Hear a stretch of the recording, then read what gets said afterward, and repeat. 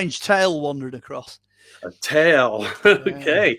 Well, you got a good tale to share with us today. Well, I see that we are live. So Right. that is technology. And we suffered through, but we came through. We're here. Yeah, we did make it. So welcome to What's in the Skies. And today with me is a very special guest, Mark Olly. Am I pronouncing it right? Is it Olly? Yeah. Yeah, it's exactly how it appears. Olly and free. That's it. Yeah. We played that as a game as a kid. I can't remember what it was about. It was like hide and go seek or calling everybody in for some purpose. I don't know, but whatever. It just. Well, I was a bit chubby when I was at junior school, and I had a friend who was really thin. So he was Stan because his name was Stamp, and I'm Olly because I was the chubby one. So he had Stan and Olly, as in Oliver Hardy and Stan Laurel. So that's where it goes back to. Well, that's probably way before most of the listeners' times. But there you go. Yeah. Yeah. Well, we're not going to put our ages out there today. We're still young at heart. That's what's important. Absolutely. Yeah, so everybody, again, we're going to welcome in, as you know, who is sitting in front of me, today's guest, Mark Olly, and he is a book author, a tremendous writer, actually, an archaeologist, a musician, drummer, right? Correct? Drummer? Yeah, absolutely. Still rocking. I should have brought my sticks in. But as you see, I have some things hanging behind me. So like you, I love music. So much in common with that kind of type of thing when I come across people. Also a producer, an artist, an event organizer, a lecturer, a movie actor / extra. Again, I'm with you all the way so far. Movies and music and ufology, and we're going to get to that question too, by the way. And also a great voice for the people. Today we'll be discussing his book, Europe's Roswell: 40 Years Since the Impact, and he has had a substantial amount of views on his trailer that he's posted on YouTube of 125,000. Make sure you all buy those books. That really helps out. Outside of that, Mark has written other books revealing the Green Man. That's an interesting title. The Disappearing Ninth Legion, co-written with, I guess, a friend of yours, John Adams. Yeah. Crystal Skulls, another topic that's just fascinating to me. And human heads. So it's crystal skulls and human heads. Life and Times of the Real Robin Hood and the Polychronicon of Merlin, Joseph, and Arthur. You actually said that right. Hats off. Absolutely amazing. And I was a dropout. No joke. Sometimes I think education comes in life, though. And that's why we go down these paths. That was part of my life. And I know you're going to be sharing what got you there. Mark has had an exciting career, one of accomplishments, without a doubt. So what's in the skies and how do you want to go with this? And before we do, I need a drink of this special loaded gun coffee.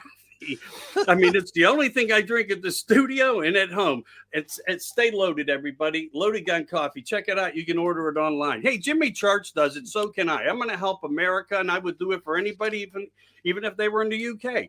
So, Mark, what makes an archaeologist want to go and become ufologist? Okay.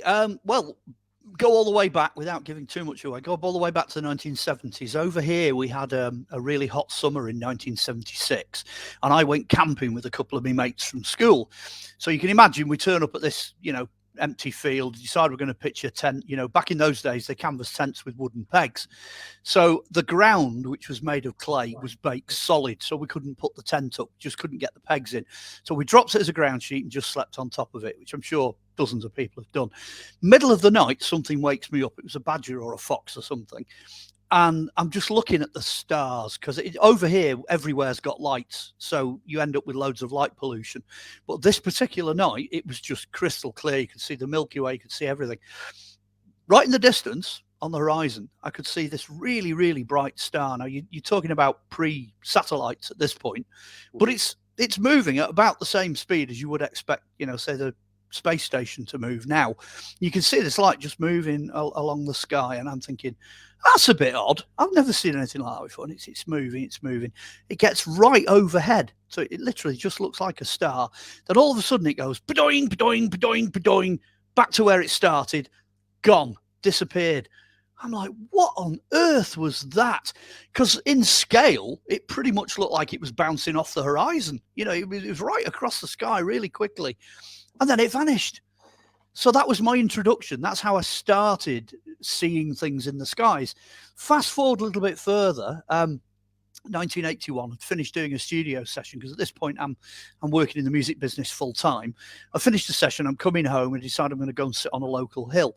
So I'm sat on a local hill looking down the valley that's here, and at one end we've got a coal-powered power station, and it's billowing out tons of steam. And all of a sudden I see this steam light up, and this thing comes through the steam. So you're talking about, the same temperature as the boiling kettle here, and it's just zoomed over the top of this cooling tower. And I'm thinking, that can't be a helicopter. That's impossible. They wouldn't be able to do that in a helicopter. Anyway, it starts coming up the river, and it's got white lights, and then every so often it's got a blue light and a red light, and it looks exactly like the scout ship in Close Encounters of the Third Kind. And it's moving up the river. And anyway, it comes up to the town here, and it's backlit by the town lights. And then all of its lights go off, and you just see this thing about the size of a small truck disappear vertically up into the sky again. So I don't know what tarnation is that. Anyway, fast forward 11 years. So now you're in the 1990s. We had a ufologist over here called Jenny Randalls, and she used to write up all these stories. And she puts a book out called Mysteries of the Mersey Valley. And lo and behold, this damn thing's on the cover. So I'm thinking, oh, it wasn't just me that saw it. Sure enough, it was spotted by an aeroplane. It was then spotted by a bunch of campers. And it was seen heading in the same direction towards the power station at the same time on the same night as I saw it come through the other side. So it's now grown into a proper, you've got the full account in the new book, Europe's Roswell. This is my intro, and it gives you that full account. So that was like a baptism of fire. It's proper full on, close encounter with this thing, coming up the valley. But since then, as an archaeologist, obviously we work outdoors. So on a lot of the sites, we're camping. So as you go through the 1990s into the 2000s, there's all kinds. We see all sorts of bits of stuff whizzing around up in the sky. One night sticks with me though. We were in Derbyshire, a nearby county to where I live here, and we were doing a dig on this medieval site. Anyway, it's middle of the night, and I'm just kind of wrapping up, making me final notes and that. And one of the lady diggers comes running in, and she goes, "Oh, you're not going to believe this. We've just been buzzed by a big silver disc." She said this enormous round thing just zoomed over the top of us and disappeared off. Apparently where we were was a hot spot, for this kind of activity. Right. So even then, virtually the whole team saw this thing go over, except me. I missed that one. But that's how we kind of got involved. I'd already got personal experiences of this thing. And then when you get to the 2000s, 2004, 2005 maybe, there's another guy called Gary Rowe who I met at a UFO conference. I'm doing the talk on King Arthur. Don't ask me why. This conference is called Probe, so they look at all kinds of stuff. They were going in Blackpool for about 30 years, and I'm doing the talk on King Arthur. I meet this. I'm like a hippie, loads of hair, ex-music business, tie-dye and all that, and there's a bloke who's dead straight. He really looks like a stiff. He's wearing a grey suit, tie, polished, short hair, official looking glasses. And he's older than me. And he delivers this blistering talk about this UFO crash. So then we started talking afterwards over an Indian in the local takeaway. And he says, I've got something I need to talk to you about. And I said, oh, okay, anything to do with this crash? He said, yeah. He said, yeah, well, I'm not telling you too much. I'll get back in touch with you. So I think it was 2005, 2006. It took a while for him to get back to me. And he phones me up and he says, you're an archaeologist, you dig stuff up, don't you? And I'm like, well, yeah, I do.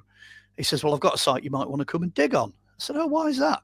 He said, it's a UFO crash site. And I'm like, oh, okay. There's a career starter or a career ender, depending on how you look at it as an archaeologist. I said, well, yeah, as a professional, I can chuck the whole unit at it. We'll metal detect. We'll see what we can find. Anyway, as the story develops, it turns out that this site had been well and truly cleared, probably by the MOD, which I'll tell you a bit more about in a minute. But the thing that got me was Gary he said, well, there might not be any bits on site. He said, but I've got a case full of bits in my garage. And I'm like, seriously, you've got bits? He said, yeah. He said, we recovered about half a dozen fragments off the site. He said, and I've still got them. Now, from an archaeological point of view, and obviously from an academic point of view, if you've actually got pieces of this thing, then that takes the whole story to a completely different place. You know, you're way out there. You know, you really are in the top tiny percent of things that happen like that. And he'd still got these pieces. He'd got them in a safe, like in a proper case locked up, and then he's put it in a safe storage. So he didn't really have it at his house. He had it somewhere else. So then that's kind of how this story begins. That's how I got sucked into it as an archaeologist. Completely fascinating. All right. Well, you know, I see a combination of everything that you were already doing, like going back to the past, but now dealing with the present. It's what you do anyway. Yeah. So you do get a hold of these pieces and you start to make contacts, outsourcing to people with good academic backgrounds and that have great knowledge on properties, we'll say. Yeah. You know, again, as an undergraduate in this world, my vocabulary is limited. Trying to do the best I can here with Hey, you. listen, you managed to say polychronicon in the introduction. There's not many people can do that, so hats off to you. You know what? When I was writing that too, no joke, I was sitting with someone in the family, and they said, "And you said that like that?" And I was like, "I think I said it right." Sometimes the hardest words are the easiest ones to say, and the easiest ones are the ones we screw up on. I'm still as a writer, I can't decide which is which, and there is there, and the English language, you know, it's horrendous. Well, that's kind of where Gary came in with me, because he'd pick me out because I was a writer, and he isn't a writer. I mean, he'd admit that. He'd say he doesn't do research, he doesn't do authorship and all that side of it. And he also realized at this point that I was a producer, because I was doing a TV series for ITV and a few other bits and bobs, which ended up on Sky. So I was doing stuff, and he'd clearly worked out that I could not only write something about this, but I could investigate it, and then I could film the result, which is what he wanted. And I'm really pleased that he thought I had enough integrity not to screw it up, you know, because he was really fussy about what was said and what wasn't said. And I'm pleased with where this story has progressed, which we'll go into if you want to. You know, I would love to, because I mean, we the people are the disclosure, and you know what we stand up against, and we know why within a reference of means of not always what we agree with, but it seems the suppression is the biggest word in the language that we use. So yeah, anything that you would like at this point to disclose upon the keep you in the clear of any type of, and what do they call NDAs and so forth? Yeah. No, well, I'm okay. I'm glad to say I've got permission to go pretty much anywhere, which I'm really pleased with this case, because it has progressed in nice little chunks. So probably the first thing you need to know is the story side of it, what actually turned out had happened. What Gary had actually got was a newspaper clipping, and it said strange debris out of the sky. Now, before the internet and before your mobile phone and all that, he ran this UFO group, and he got updates sent through from a news clipping agency, which is how they used to do it back in the 1980s. And in the February of 83, he got this news clipping thing coming through, and this strange debris, it crashed not too far away from where Gary lived. And it was on a farm where the guy that ran the farm, Irwell Evans, Gary actually kind of knew him in passing. He knew where this guy was sufficiently enough to be able to phone him up and say, you know, hi, I'm Gary, I run the local UFO group. We understand, you know, from this that back in January, beginning of January, something happened. And Irwell's like, yeah. He said, something came down on me fields. He said, I've got 4 enormous sheep fields. And he said, I got up one morning and all 4 of these fields are covered in shattered metal and foil. He said it looked exactly like, you know, something had exploded over these fields, like eggshell. And he said, so if you want to come down and investigate, he said, you can. But he said, when I got up, I phoned the police, and the police said, no, we've not had any reports of an air crash or anything like that. Leave it with us, and we'll ask the local airbase. So then the police asked the local airbase. A few hours later, Irwell gets all these vehicles descending on his land, crash recovery units, and all this, that, and the other. And he said it was like a scene from a James Bond movie. He said they had all sorts of gear, all kinds of equipment. They were clearing this land of the debris. And he said it was weird. He said, because you had ordinary policemen and then uniformed police officers. Then he said you had ordinary Air Force personnel and uniformed Air Force personnel. He said, but the people in charge were all dressed in black suits. And he said, these guys, the suits, he said, were ordering, these other people around. So clearly they had the senior rank. Anyway, it ended up they were going through the night using floodlights, and Irwell said, I've got to be up the following morning to look after me lambs and do me farming. He said, so he left them to it. He said, when he got up the next day, everything was gone. So he said to Gary, you're quite welcome to come down, and have a look. You can have a nosy and see what you can find, but I don't think there's anything here. So Gary turns up with a few of his mates. Sure enough, all the fields are clear. There's no debris. But then he spots the fact that the next door woods, the neighbouring wooded copse, has had this huge slice cut out of the top of it. It's about 20, 25 foot wide, this whopping great big slice. So obviously whatever it was had hit the top of the trees and blown all this debris across the fields. And Gary said, look, if they were clearing up at night, there's no way, absolutely no way they're going to get all the material out of that woods. So they all pile into the woods, and sure enough, they get half a dozen pieces of this metal, 4 pieces of the sheet metal and a couple of pieces of this honeycomb foil material. So he then says to Irwell, he says, can we come back and have another go? And Irwell's like, yeah, give it a week or so, come back. So they do. They have another go. They don't find anything. So at this point, Gary's like, right, we're going to resort to technology. We'll come back a third time. We'll bring some metal detectors. Anyway, he gets a phone call from Irwell before they get a chance to go back again. And Irwell says, there's no point you coming back. And Gary's like, why is that?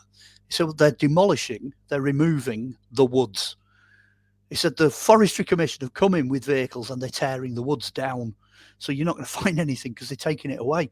So Gary phones up the local woodland trust people, the commission, and says, why are you taking these trees away? And the guy on the other end says, it's wind damage. It's wind damage, don't you know? And Gary says, do you normally shift the whole forest for wind damage? And this guy goes, nope, but in this case we are.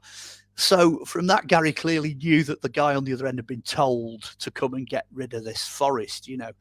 So this is where it starts to get official. This is where what you were saying about officialdom and cover-ups and that side of it starts to get a bit strange here, because shortly after this, and you're sort of end of February now, Gary gets a knock on the door. Now, when we did the documentary, he told me this story off camera. So I haven't got this on camera, but it's in the book. I'll put it in the book. And Gary said he went to answer the door and he was looking through the glass on the door and he could see these 2 black figures. So he knew what was coming. So he opened the door. Sure enough, men in black, suits, black ties, incomprehensible passes, dark glasses, hats, full 9 yards. Gary glances up the road and he can see these 2 black SUVs with the windows blacked out and no number plates. And these guys basically said to Gary, they said, we'd like our material back, please. And Gary says, well, you can't have it. So these guys are like, what do you mean we can't have it? He said, well, you can't have it. He said, I've took one of these fragments. He said, I've broken it all up into tiny little pieces. He said, I've put the tiny pieces in key rings and I've given the key rings to every single person I know who's connected to the media. And he said, if you come again knocking on my front door, I'll instruct all these people to release the key rings to the press and to television. And apparently these 2 guys in silence they kind of nodded like that with their hat and just walked off and got in the cars and drove away and were never seen since. But there's 2 things that come out of that. I kind of take 2 things away from that. First of all, they knew that someone had been in this wooded copse. They must have been watching the site, and then they came and they took the copse away. They destroyed it. So they knew already that somebody had got something. Right. And they knew who had got it because they turned up at Gary's front door. They knew where he lived. They went and knocked on his front door. So clearly this case at that point was absolutely red hot. Whatever it was that had happened, it was burning holes into their brains. It was a real hot case. So that's the official interference side of it. Since then, though, moving on a little bit, at the time, Gary had an informal analysis done of the material. He'd taken it to a couple of ladies that did up aircraft. He took it again to a couple of friends he had who were designers who worked with military aircraft. None of them knew what the hell this stuff was. And then he took it to one of the guys, the development guys he knew at British Aerospace. Now, that you can't go any higher over here than British Aerospace because they make all the military stuff and they sell it all over the world. So he gave a piece of this to them. And sure enough, a few weeks later, he gets back this big report. And basically they said, well, look, it's going to cost thousands of pounds to analyze this because this is back in the 1980s. He said, but they've done tests. We've done tests on it. And we think, in our opinion, it's duralumin. But it's a very pure aluminium alloy. It's not like anything we've ever seen before. And if you find out who's making it, please let us know, because we'd be delighted to make it ourselves and start using this. And at that point, so in the 1980s, it stopped. There was no more analysis after that. On the basis of that, we made the documentary, Europe's Roswell, in 2008. Came out on DVD, went out on Amazon Prime and all this. And I'm sat there thinking, this will be great. This is going to be the next, big thing. Everybody's going to want to know about this. So out comes the DVD, out comes the documentary. Dead silence, utter silence, no response at all. And at this point, it's beginning to look like they're using the same playbook, exact playbook, as they did at Roswell. Now, I'm convinced that the Air Force has got this file on the shelf and it says, in the event of an unidentified crash, do this. Because there was only one newspaper report, same as Roswell, because there was only the Daily Record. There was only one witness to it, and that was the farmer who recovered some fragments. I mean, apparently Matt Brazel got some bits and hid them away, but we just don't know where they are. Well, so did Irwell, and so did Gary. It crashes in the middle of nowhere. It gets cleared up as much as humanly possible. It's the same playbook. Any kind of release, any kind of publicity, anything like that, gone. If I may just ask, when you say the Air Force, are you referring to the United States Air Force, or are you talking within the Air Force of within the UK? Well, without realizing it, you've just made a beautiful link, because that brings us right up to date. Right. Because at the time, it clearly didn't look like it was British, because British Aerospace would have known straight away what it was immediately. So what we've done is we've done two things, really big things, since starting to produce the book. Hats off to Philip Mantle, who's the publisher. He's been in the ufology community for a hell of a long time. And he said, right, there's two things we need to do. First of all, we need to get the metal reanalyzed, try and find out if Gary's going to, allow us to get hold of some of this stuff. And the other thing we need to do is freedom of information. Let's go for that and try and find something out about that. Well, you're going to get an exclusive, because I only got one of these results back about 5 days ago. So what's interesting is, I'll go with freedom of information first. We did one before the book, and we did it through a friend of ours who's particularly professional at doing that. Okay. Basically, that came back and it said, oh, we don't know anything. We don't have any records. Boom, that's the end of it. So Philip was like, I'm not having that. I've got some people I know, I'll try it. So he sent 3 out. Actually, it might have been 4. No, 3. No, he did 3. And he covered them all. He did police, he did Air Force, and he did the Central Records Office, which I think is at Kew. It's in London anyway. He did the Central Records Office. And basically what we got was the police said, oh, nothing to do with us. You're asking the wrong people. We haven't got a clue. We've passed it on to the MOD. The Air Force basically said the same thing. No, we have no record of this. We've passed it on to the MOD. Now, this is the exclusive bit, because we got this thing back from Kew, the Central Records Office in London. And what it basically says is, yes, we have a record of this incident. Yes, there were people in attendance at this incident. But no, you can't have the entry because of the 70 years official secrets cover, because it will identify the people who were involved. So we can't let you have it. Yeah. But at least, this is the thing, at least we know it happened. Somebody somewhere's got a record of it and people were there.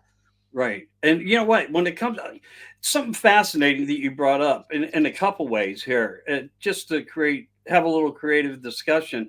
Yeah. Art Bell and John Lear, a few years back, I'm not sure exactly when they did this podcast together or a radio segment, but they talked about the Roswell event. In fact, John found out that there was actually 200 witnesses still living, but that's including the people of the military on ground that were present, Yeah. as well as a funeral director, as well as a pastor, as well as police. So when they do release certain parts of information, they'll only give you a tidbit. They won't give you the factuality of where it really is and what it really is. I mean, we have, in my mind, what I've researched that may be somewhat bigger than what all will comprehend.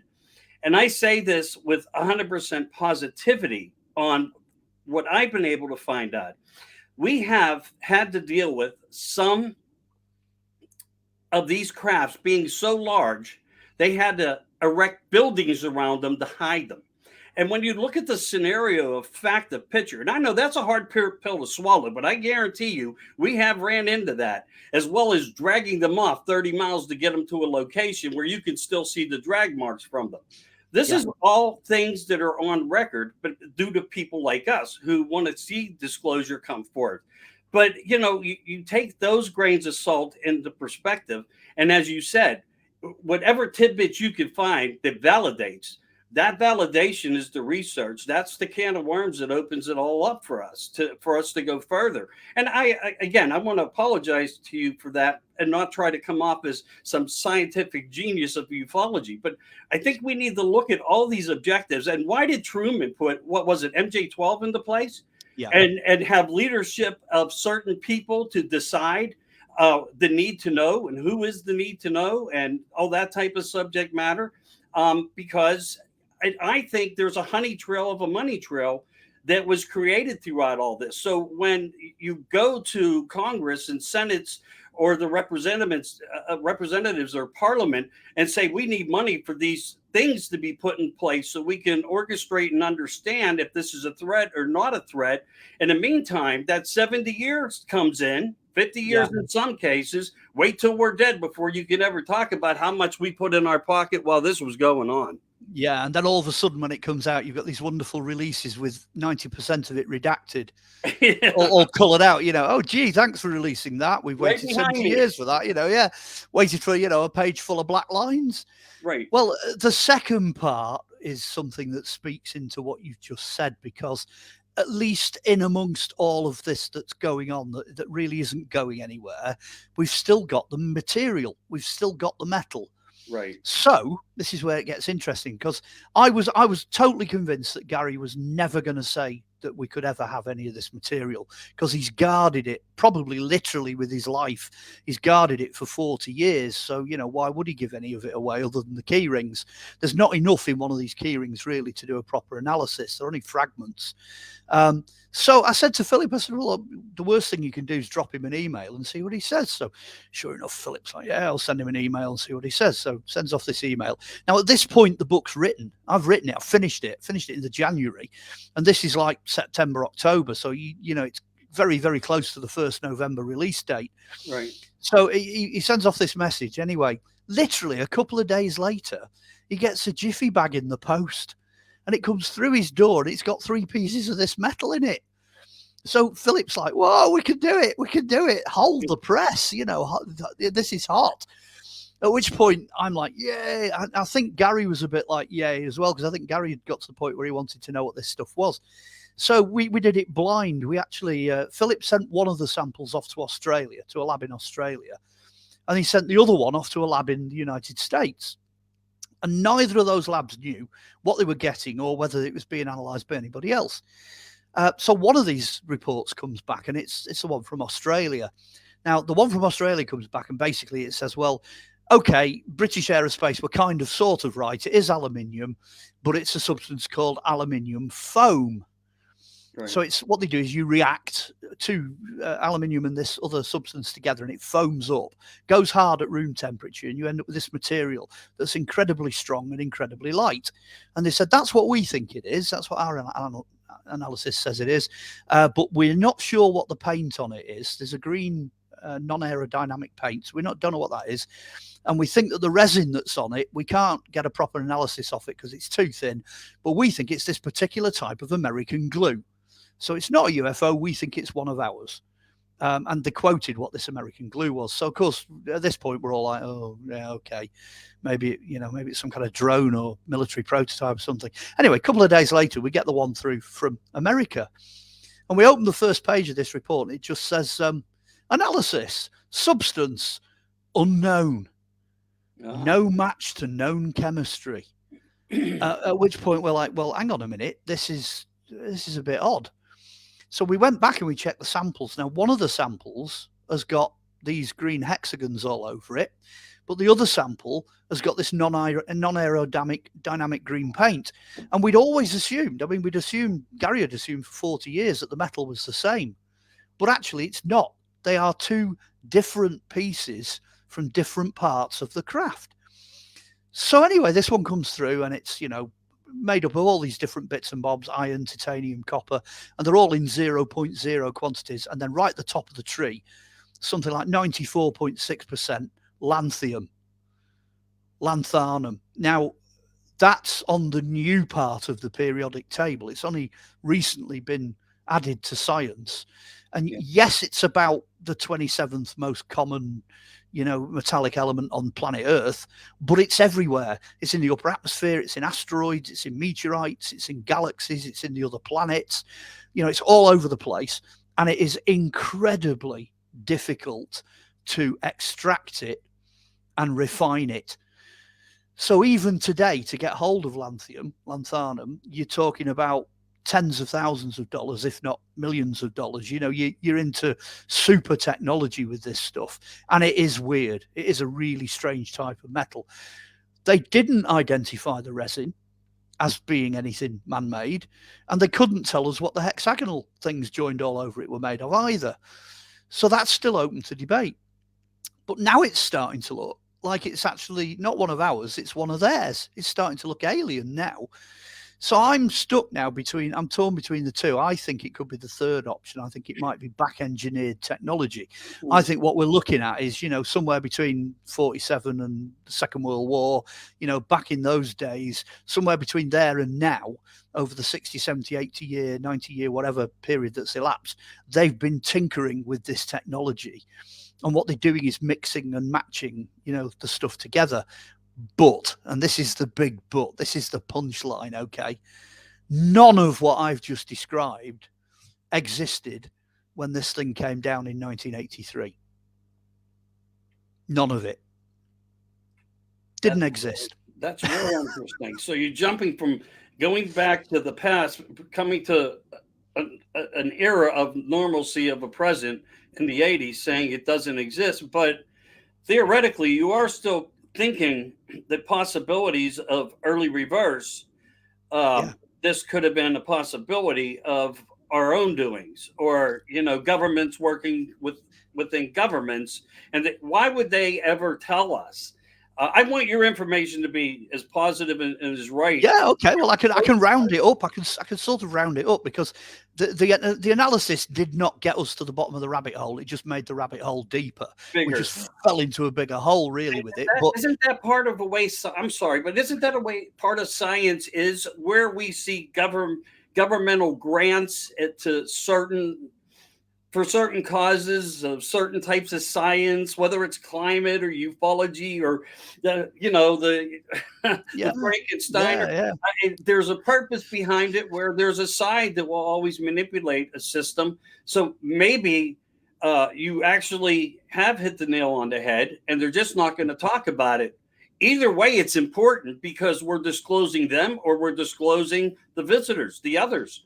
Well, this is important stuff, because obviously at the time we were doing the analysis up to November, the United States was ablaze with this whole idea we were going to get disclosure. There was the cases that were running through the legal system to get to the point where it was disclosure. And from my point of view, from over here, from doing the book and all that, what I was saying to everybody was, tell us, Tell us what this is, for goodness sake, because we've got it. It's in the public domain. We've got this material. Not only are we analysing it, but we're now going to publish the results of the analysis. So there's nothing to hide now. We know basically what this stuff's made of. And what you've been playing with. So why don't you just come out into the open and tell us? You know, we're not kicking the door of disclosure open, but we're certainly scratching at it. You know, we're kind of knocking at the door saying, come on, tell us, you know. So it's important because it kind of plays into that. But for something, you know, even if it was a test flying aircraft or a drone or whatever it was, it's about 20-25 feet wide. So it's the wrong size for an aircraft. So it's clearly something odd. Okay. And for it to be flying around in the January of '83, then they would have had a few years before that to develop it. You know, you don't just do it that week and put it straight into the air, you know. So you're looking at late 70s, early 80s. That's the development period, a couple of years either side of 1980. But nothing like this was known. Nothing was being developed then. And the real sting in the tail, because we've had a few people jump on. There's been a couple of science geeks have sort of picked up on the book, and they've done a few things for the internet, you know, a few DVDs and a couple of debunking things and this, that, and the other. None of them, not even the military contacts we've got, have mentioned lanthium. None of them. Lanthium is just completely alien to them. And don't forget, there were 4 fields covered in this sheet metal, and some of the pieces were nearly 2 meters. They were like 6 foot square pieces of a substance that cost at that time hundreds of thousands of dollars to get it out the ground. But they had enough of it to build a ship out of it and cover 4 fields. So when you start breaking it down, as soon as you back engineer all this information, then it pops your head. It starts to get into a position where it is beginning now to swing more towards it being alien. Now, whether we made it or whether the aliens made it, the technology itself is still essentially alien. The idea of using lanthium. Yeah. And lanthium's interesting because the lab in America had some real fun with it, because they tried to use an electron microscope to photograph it, which, you know, makes perfect sense. So they cut a lovely little slice of it, shoved it in this microscope, right, and they couldn't get an image. They tried to get an image on this, and they couldn't get a straight image. I've put the photograph they sent us in the book, and you can see it's got all these lines running across it, because as they fired things at the metal fired back.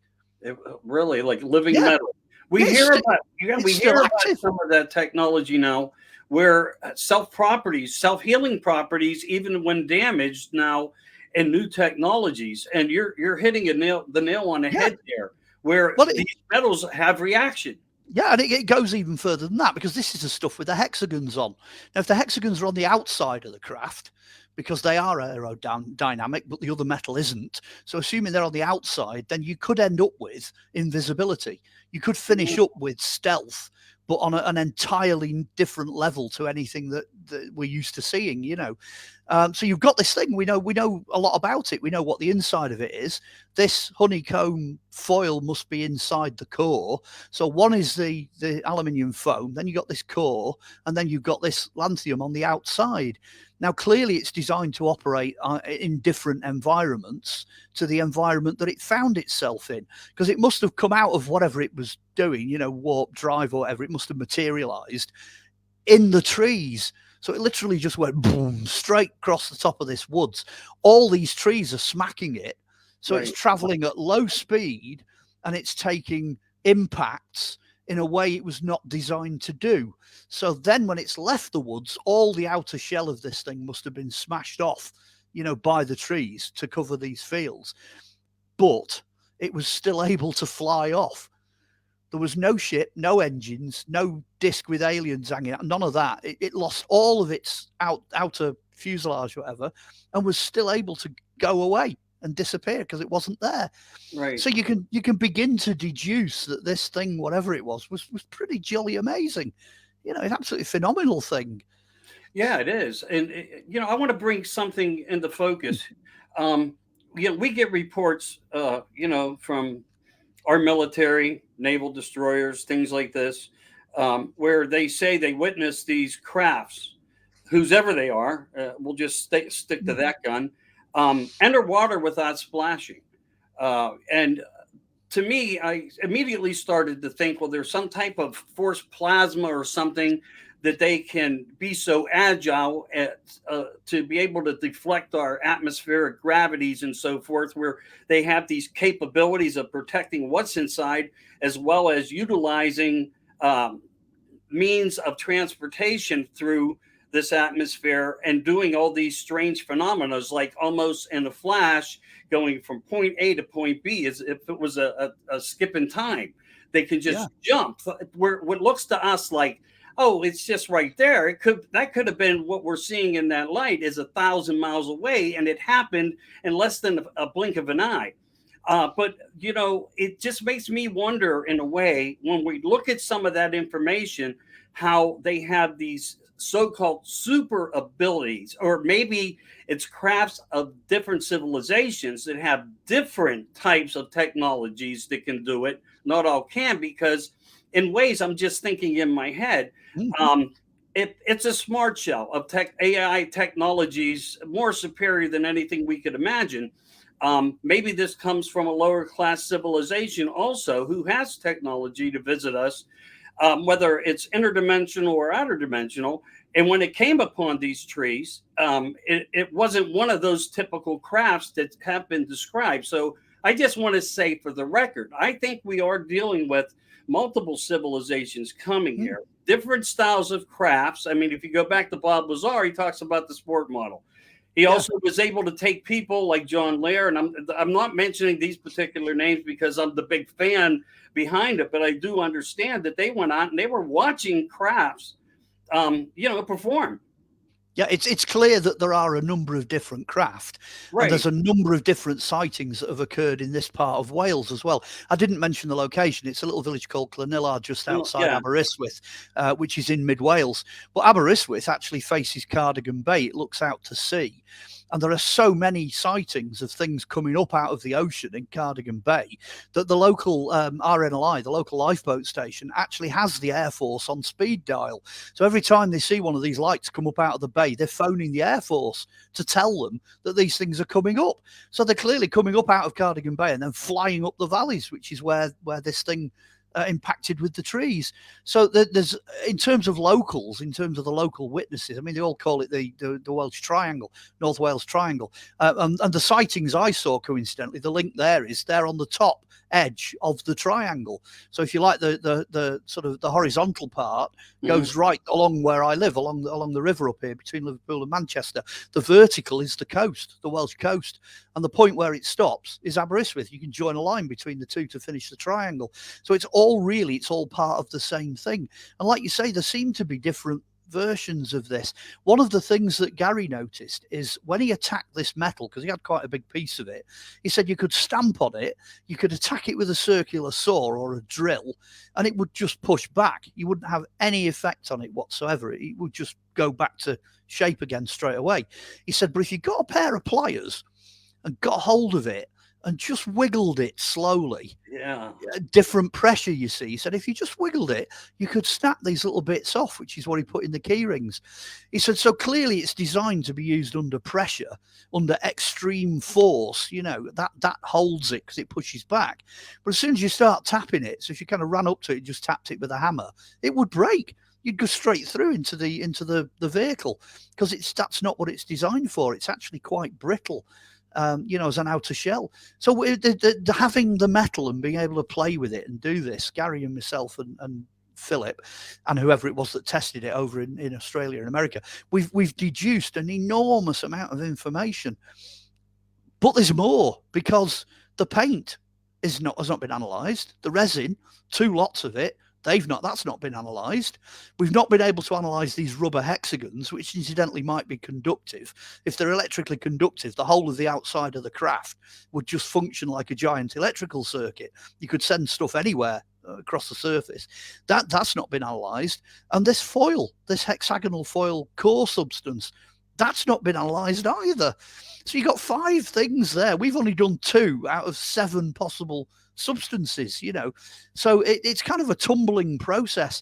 We're determined to try and go further. I'm actually trying to negotiate at the moment to try and get a full analysis of all the material. Let's do it. Let's do the whole 9 yards. But what we have is in the book, and we're learning more. We're just learning so much more about whatever this thing could do. Right. And that's amazing because, into the future, there could be for you in writing another book for sure, or adding a chapter or updating somehow. But, it's surprising in a way of something you brought up that I was doing some background research on. And there are people out there, and I don't want to throw big names around. I haven't talked to all of them, but I do study some of their works and some of their theories, that some of these outer skin surfaces are in ways outside sensors, conductors. They use certain types of properties of a paint that will hold like crystals and so forth, and it has something to do with G forces. So Yeah. I do think that rabbit hole has been opened by some very intelligent people. It's just, as you say, getting these properties into the right hand. But the other thing that's crazy is, and I think you mentioned it in maybe your trailer that you did on YouTube, where you got those 125,000 fascinating views, which is what we need to do to get behind people that are bringing and putting effort forward to disclose to people, is to get to the bottom of this. But Roswell matches up to a lot of what you're describing. Crunch it up like a ball, it comes back. So you were seeing a lot of the same similarities. Well, it gets even better. Now, Right. it's a shame that me and Philip, we got a little bit too excited and we lost it. But somebody sent us, a metal detectorist out at Corona, where the crash took place, sent us a photograph of what he'd recently found. And it's identical to the foil, the hexagonal foil that we've got. And it was recovered from the crash site at Roswell. So it was a direct link, but I think we got it literally about 3 days before the book went to print. So there was nothing we could do with it at all. And Right. it popped up, it's on one of these, whatever they have on the phones, where you get it and then it just vanishes.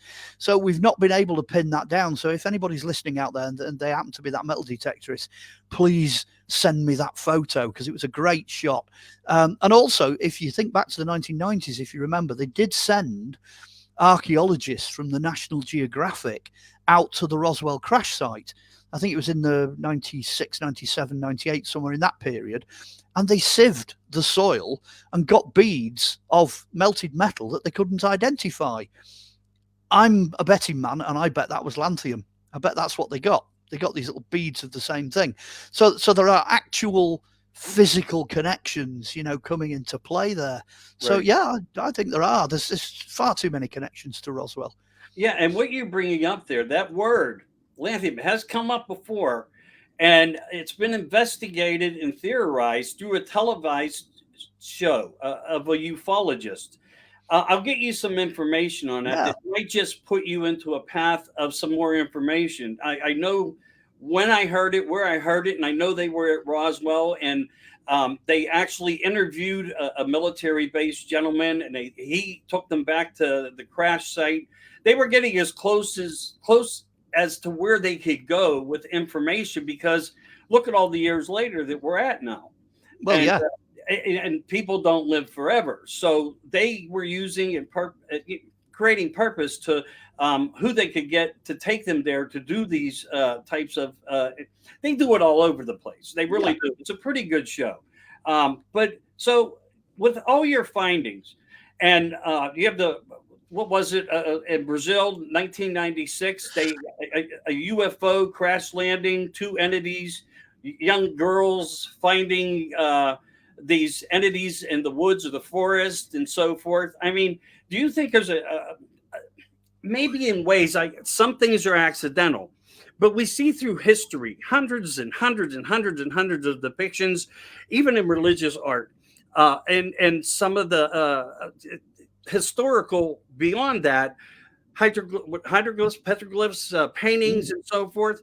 Is there a possibility that maybe, just maybe, when we hear they have always been amongst us, that they are, and at one point they were, and they were the ones maybe even doing the artwork on the rocks, saying this is what we saw when we were here? Well, the short answer is yes. I mean, there is a certain program out there that I appeared on last year to do with aliens that are ancient, without giving it too much of a plug. They basically thrive on that suggestion. As a kind of slightly more academic type archaeologist, I tend to be a bit more shoot it's a duck maybe than they are. If it quacks like a duck and it looks like a duck, then shoot it's a duck. I don't think they've completely joined all the dots together. And I'm going to do a shameless plug here. Crystal Skulls and Human Heads is the book that people need to read, because that's looking at us as a species. In that book, I think they discovered 9 different species of human beings. Where we are now, I think we've got 27 different species of human beings, and increasing. So it looks at things like the Paracas, who had these enormous skulls, Right. weird, really big skulls. Well, they all exist. Shoot it's a duck, it's a fact. They exist. They physically are there. And these guys are walking around with brains 3.5 times the size of ours. Now, what were they capable of? If one of these guys got born with the IQ of Einstein, they would have been super beings, absolutely incredible super beings. So you've got to take all that into consideration. You've got to take the archaeological potential of what we know into consideration. But putting that on one side, it doesn't, yes, it could have been them that did all these wonderful things and built pyramids, but it doesn't rule out the possibility that there's something else. Now, there's something else from my point of view. There's so much of this planet that's gone extinct, that isn't here anymore. I think we're up to whatever it is, 36,000 different dinosaur species. There's only 18,000 species left on the planet. There's been so many of these events that goodness only knows what was there at the beginning, other than the fact that it was better then than it is now.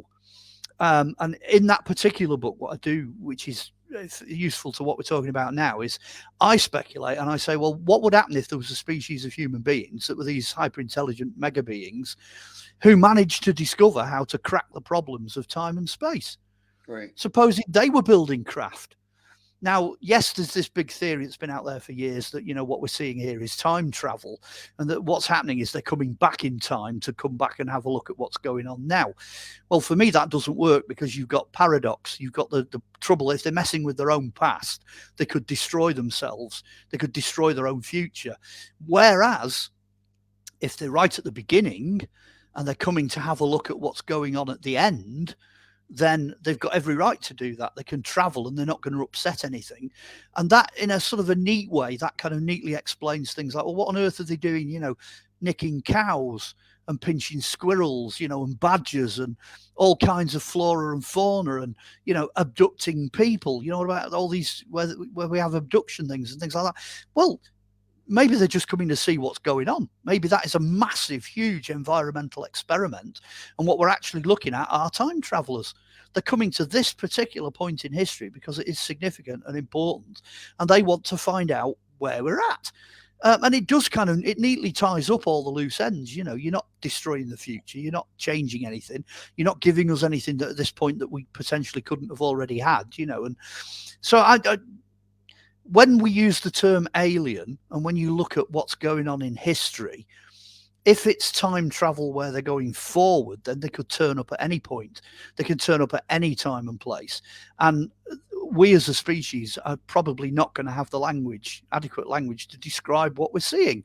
So you get all these weird things. You get, Ezekiel's whirling wheels in the Old Testament, and, all these other things that pop up over history. But I think that's what they're doing. They're really nosy, and they want to see where things are going. They want to see where this finishes up. How do you're really interesting that you brought that up about the possibility of travelers throughout, this our entirety. But if they're from the future, why would they be concerned of anything that they could change or observe in our present time? Because they would already know it. The same as, with the theory of the Anunnaki came here to extract only for gold, and, it created nothing but, a whirlwind of devastation and all these other things that through religious writings that have occurred supposedly. Maybe they did, maybe they're true, maybe they're false, maybe the travelers actually implanted these books of information so we would live by something of a controlled mechanism in ways, because our life has always been under a control mechanism of some sort, somehow, some way. Permit to get license, to permit to drive, permits to get married, permit to put on an extension on your porch. I mean, it's slavery from cradle to grave when you look at the taxation system, that it's been ever so brilliantly planned. It's just amazing. I don't know how they would gain anything if they are now in a different time by going back to change something to make their futuristic world that they live in now better. Do you think that actually could be a possibility? Well, I think the way it works is somehow at some point somebody fired the starting pistol. I mean, anybody in any system, any religion, any beliefs, any science, everybody knows that this place is based on structure. So, it's not chaos. We're not evolving. Things are not all, going everywhere randomly. As you rightly say, there are a lot of structures, some of which are immediately obvious and others are not. Things like fractals and, the elements and whatnot. They're not immediately obvious to us, but they're there. And the structures are from microscopic, almost invisible, going all the way up into universes, matter. Yeah, it's as above, so below. It's all of that kind of thing. But what struck me is that these aliens, in inverted commas, whenever they turn up, I used to call it the Star Trek syndrome, and that is they only ever had a budget to have an alien that had one head, two eyes, two arms, two legs, a body, and a head, and it just looked like us dressed up. Well, at the end of the day, I hate to say it, but a vast majority of these aliens look like us. So again, I'm being a little bit obvious. I'm, shooting that duck again, and I'm just saying, well, maybe they are us. Maybe that's what they are. They're a different species of us. Yeah. Now, from their point of view, they're not changing the future. They might actually be responsible for the future. So it's like, down comes a flying saucer. The door opens and out comes one of these guys. And the first question we ask, is there a God? And this guy goes, there is now. That's the scenario, because they're clearly vastly more intelligent, knowledgeable, capable, they're everything you can imagine. They're more than us, to the point where, when, as an archaeologist, I mean, the facts back this up, when you start looking at things like the extinction of the Neanderthals and the extinction of the Denisovans and, all the mass extinctions of different species of animals and things like that, most of that is done by us. We're responsible. We move into an area archaeologically and that area just gets decimated, and we're still doing the same thing now. So I don't think in the devolution of the planet, as the planet's devolved, I don't think it's survival of the most intelligent by a long shot. Basically, we're warriors, we're thugs, we're survivalists. We fight in order to survive. And that's what we've done. We've cleared the decks of anything that's a threat to us. I mean, I live in the British Isles here, and we used to have, big cats. We used to have wolves. We used to have all kinds of things over here, snakes, you name it. There's all kinds of things that was dangerous to us. None of that is left. We have cleared the island of all of it. It's gone over the years, and you can see this wherever we go.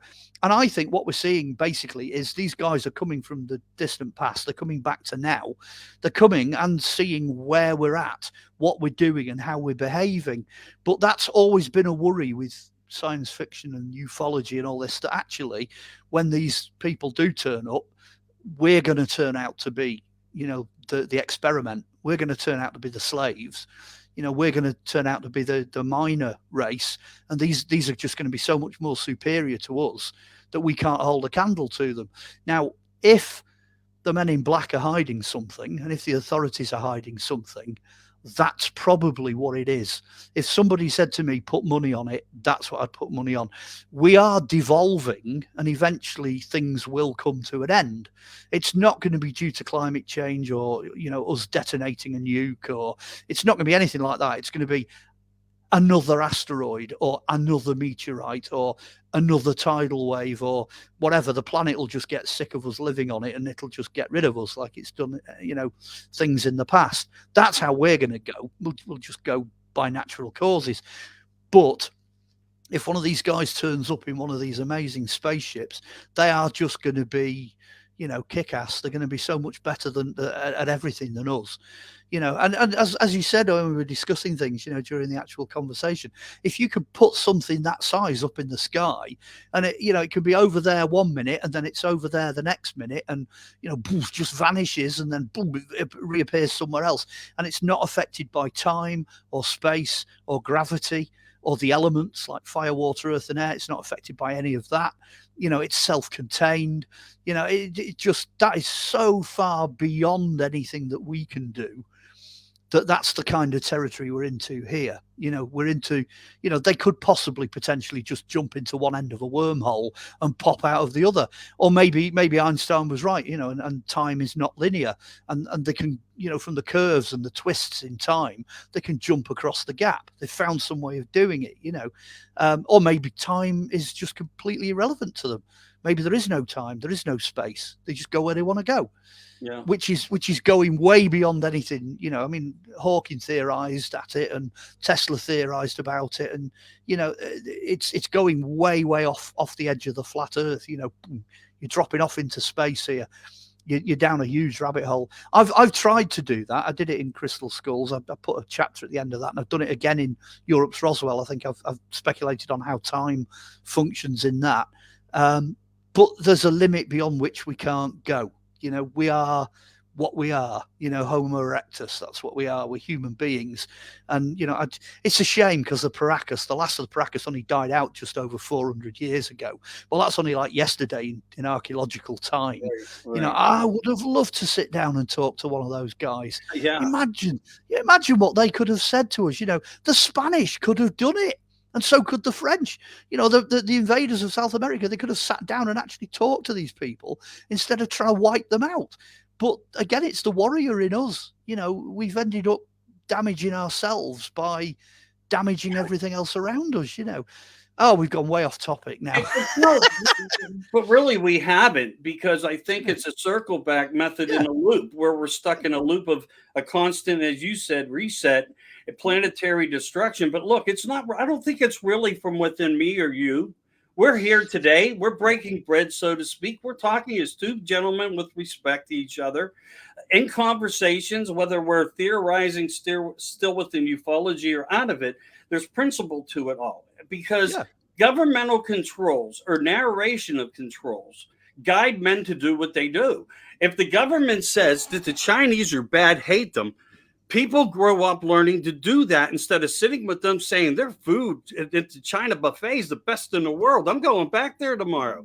Yeah. So I think it's a manipulation and a control mechanism. And I wonder if it's a set up profile program to where that a reset must come for whatever reason. It will always happen over and over repeatedly again, because, the extinction of everything, like we lose how many bugs a day? I mean, I remember reading many papers and documentaries of great writers doing this scientific research, ones that talked about plants. Bill Gates is putting money up to destroy the trees. They're an issue to our environment, I mean, they want to destroy the building structure. So I guess where I'm going in this as a rebuttal to what you were talking about, with a respectful way, is just, it seems like it's a rotation of a control mechanism to where it comes to a point, and it must come to a point.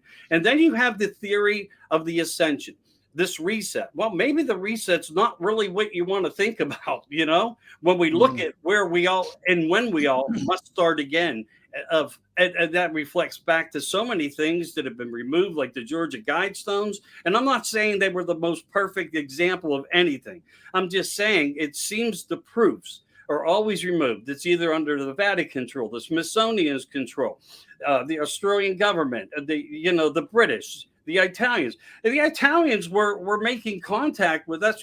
We have documents that they were in contact, direct contact with extraterrestrial life. People don't go back far enough to do due diligence to understand the enormity that surrounds this. And one of the most despicable things is, I think, as they were interested in this, trying to decide for man what was best for us to, under the their need us under the Yeah. need to know acts Yeah. that they represent, was a form of manipulation and suppression to keep anything that possibly had any concrete evidence to an external life. It's just I have this thing. It's popped up several times. I don't talk about the men in black anymore, or the men in authority, or the Gates and Zuckerbergs, and I don't talk about them. I talk about the men in grey, because the men in grey are the ones you never see, you never hear about, they never appear in the media. They're ghosts. They don't exist. right. All that side of things. Like They're just those in black the folk, gray background. folk. Yeah, I mean, it's like if life is a jigsaw puzzle and you're left with one piece missing, you know it's not there, but you can see the shape of it, you can see what it does, you can see the structures around it, and you can see what's going on. So you can kind of theorize what that shape is. That's the men in grey. They're the people somewhere who know far more than anybody else, and they're just they're not saying, they're not talking about it, to the point where nobody actually knows. They control so much of everything that you'll never meet these people. I think they're the ones behind this. In ways from a development within what we talk about in the United States is the deep military industrial complex. But you're absolutely right. You hit the nail on the head as far as I'm concerned. And I'm a nobody. I'm not a scholar. I'm a dropout. I do research. Maybe I can talk pretty eloquently when I need to. But the bottom line is, when we look at the scenario of it, it goes back to that control scenario. And you'll never, when they say the world's most richest men, you won't see Rothschild, you won't see Rockefeller. There's names that you will never see who truly are the richest men in the world, the wealthiest of everything, the wealthiest of the wealthiest. But there's even a head popper there as well, and I believe there are people higher up even than them. And the reason I believe that is that, having studied everything I've studied for as long as I have, all that money is permission. Yeah. That's all it is. It's nothing else. It's permission. So there are people, I believe there are people on planet Earth who don't need money. They're not interested in getting rich. They don't care, because they don't need it. They live on a level that's above all of that. So whatever they need, they've got. I mean, at the end of the day, a human being can only do so much in a lifetime, or need so much in a lifetime, or have so much control in a lifetime. I think their actual real thing, if you like, is to know the truth about everything. So, you've got this, know the truth will set you free. Well, I think the truth is the real currency, if you like. And when stroke if this 21st century awakening eventually arrives, it will be founded on truth, not money, not power, not technology, none of that. It will, all of a sudden, we'll just know what the reality is. Right. I don't think a lot of people are going to cope very well with that initially. Certainly people that have, made a career out of peddling nonsense, they're not going to get very far. They're not going to be very happy. But I think that's what the men in grey do. They're there and they know what the truth is, and as a result of knowing what the truth is, they know what's relevant and what isn't. And I started off with this idea because obviously I was in the music business, so I've met some pretty rich people over the years. And didn't you play share a stage with the Rolling Stones once? Oh, somebody, that one keeps popping up. I was actually on the road crew of the support band, so I've met the Rolling Stones. I met them all except for Mick.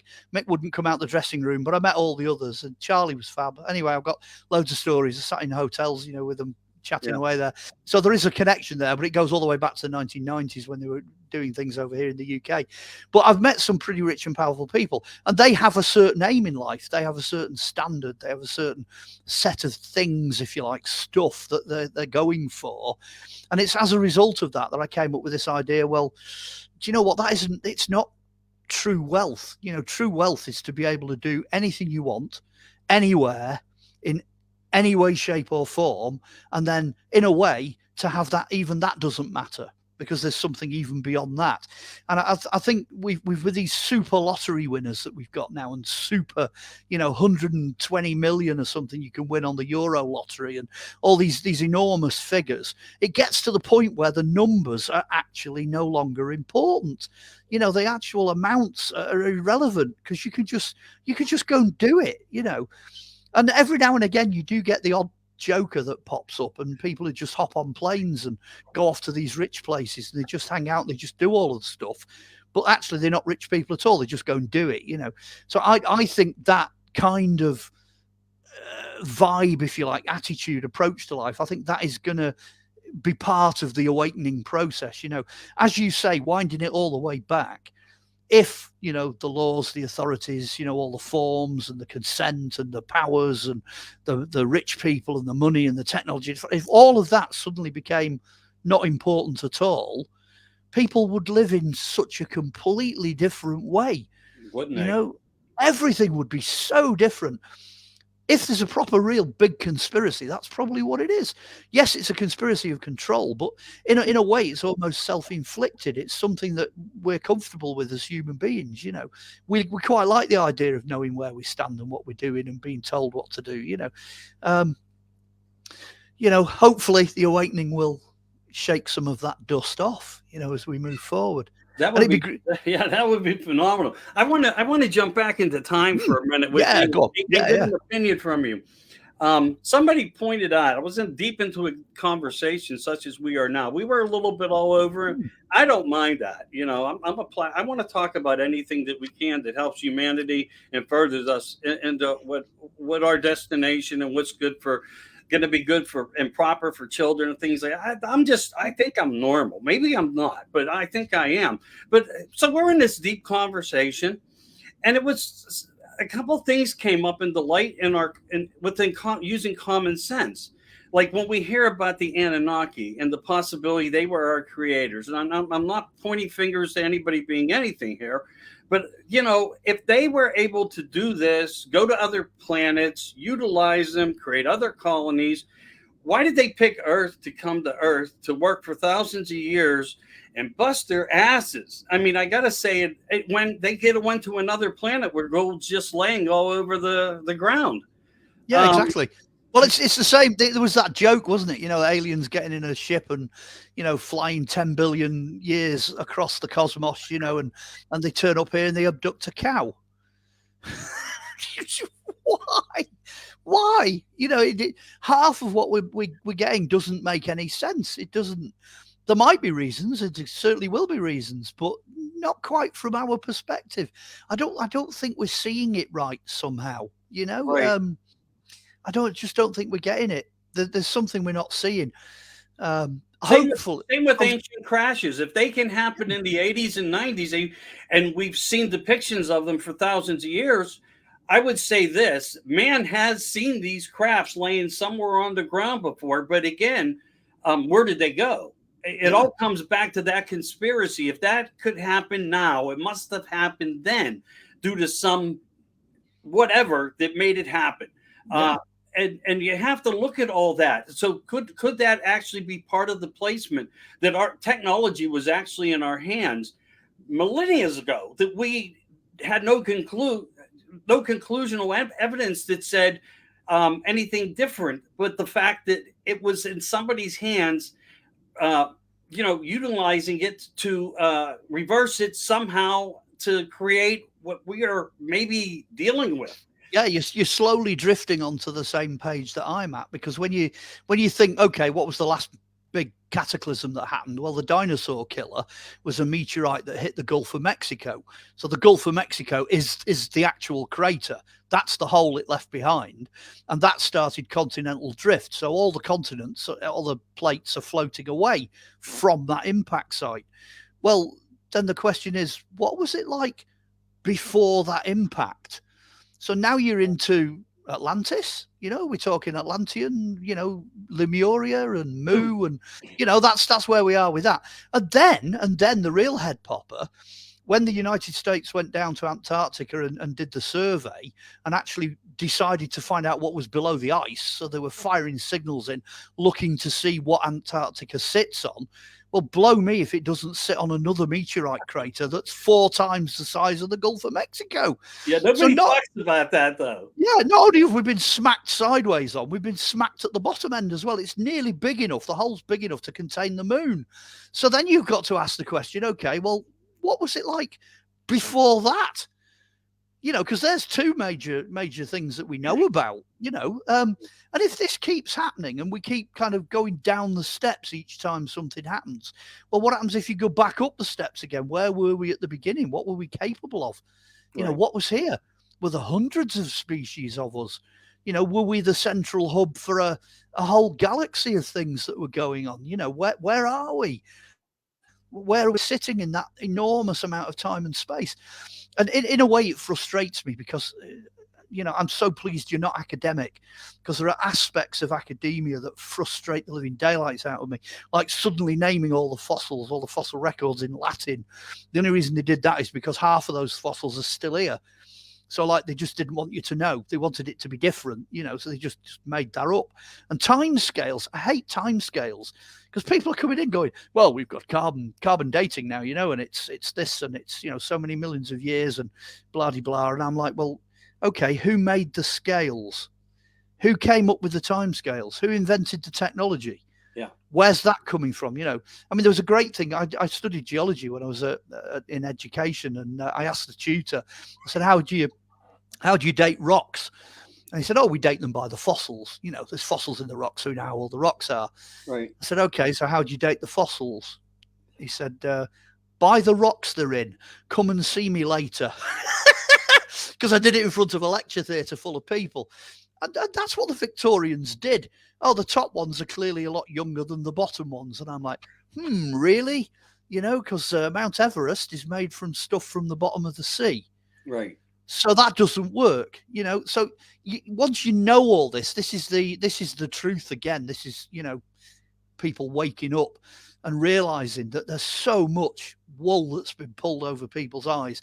And I don't like the whole dating thing. So that raises the question, okay, just how long are these periods of time when things are actually happening and developing and changing? You know, I mean, a comment that was passed a long time ago by a friend of mine, he said Noah with Noah's Ark, said up to the point where he had to survive that flood, had 3,000 years to develop his technology. Right. And where we are now, we've only had 2,000 years. Not much difference. Well, imagine where we're going to be 1,000 years from now. Yeah. That's where Noah already was. Yeah. So when we start thinking back and we're looking at, you know, oh, these primitive civilizations that used to exist in the past, you know, that's nonsense. That's Darwin. It's evolutionism, you know, and that's all been blown out the water by DNA anyway. Nothing turns into anything else. So this is the truth that people need to realize, is just these strange things, these ideas, these truths that we clung on to. I mean, I've seen enough decades to know 60s, 70s, 80s, 90s, you know, all this nonsense. I've seen us clinging to it for a long time. That needs to go. You know, we just need to sweep all that away and go, okay, this is what really happened. You know, this big lump of rock came flying down out of space, smacked into the planet, and that was the end result. There you go. We can prove that. You know, tickled me up the other year. I mean, this is not to scare the living daylights off everybody, but that last big asteroid that went flying past planet Earth, it wasn't all that long ago. I think it's only about Lintiger. Yeah, well, there was one that came flying past, and they only noticed that it was up there as it was going away from us. Yeah, right. You know, you might remember that. And that, I think it was in the days of Ronald Reagan, and that's where he was like, well, we really need to be keeping an eye on what's going on up there, you know, because we don't want to see it when it's leaving. We want to see it when it's coming. So you are going back to the Reagan years. So that's when that happened. That always makes me smile, that we only saw it when it was going away. that's what we live in. We live in that kind of environment every day. So the truth needs to get out there. And somebody was talking to me the other day about these theories and these ideas, and over here it's getting interdimensional. Different dimensions are becoming a big issue. Like you're probably getting it over there. Are cryptids the same as aliens? Are aliens the same as angels? Right. Are angels the same as ghosts? What is it? Is it all coming from the same place and it's just turning up in different forms? Well, I just pointed out, I said, well, what about us? Is that where we go when we die? Do we just change frequency? We pass from this frequency to another frequency, which is probably where ghosts are and why they can occasionally come back into our frequency. But the point of the whole of that discussion, we just kind of finished up by saying, well, 100 years from now, none of us are going to be here. Not a single one of us will be here in 100 years' time, unless they come up with cloning or cryogenics or whatever. But at the moment, the jury's out on all of those things because we haven't got it to work yet. So in a sense, we're on a journey that we none of us get out of here alive. You can't dodge that end result. So again, it's another truth. This seems to be an interview where we're dropping a lot of, drop the mic, walk out the door kind of thing. We're dropping a lot of truths here. And the truth is none of us get out of here alive. We've only got a limited period of time. Correct. So let's not live in fear. Let's not just live it in nonsense, and the chasing after things that don't matter. Let's try and, have an awakening. Let's go down that route. Let's realize that we're only here for a period of time, whether we like it or not. So it doesn't matter if you get hit by a bus or a meteorite falls out the sky and flattens you, or you just die of old age. It just, in a way, it really doesn't matter.